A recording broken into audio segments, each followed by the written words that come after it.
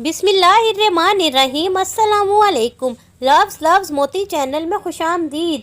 एक मर्तबा हमारे नबी सल्लल्लाहु अलैहि वसल्लम सहाबा कराम रज़ी अल्लाह अन्हु को सुन्नत सिखा रहे थे कि पानी हमेशा देख कर पीना चाहिए और 3 सांसों में पी लो। इत्तफाक से एक यहूदी भी छुप कर सल्लल्लाहु अलैहि वसल्लम की ये बातें सुन रहा था।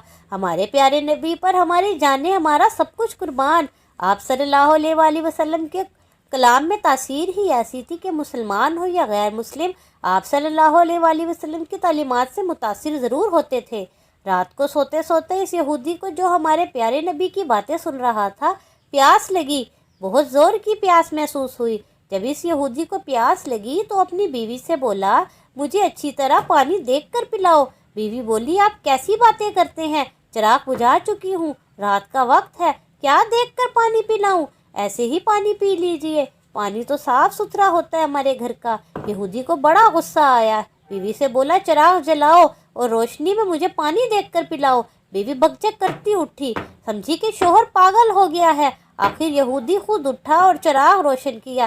चिराग की रोशनी में इसकी बीवी ने देखा कि अंधेरे में जो वो पानी लाई थी, इसमें एक स्याह बिच्छू तैर रहा है। यहूदी को भी देखकर हैरान रह गया कि इस पानी में स्याह बिच्छू तैर रहा था। बीवी को इसने तमाम माजरा कह सुनाया कि किस तरह इसने छुपकर रसूल अल्लाह की बातें सुनी थी कि पानी हमेशा देख कर पीना चाहिए। सुबह को वो यहूदी हमारे प्यारे नबी सल्लल्लाहु अलैहि वसल्लम की खिदमत में हाजिर हुआ और रात का वाक़या आप सल्लल्लाहु अलैहि वसल्लम को सुना दिया।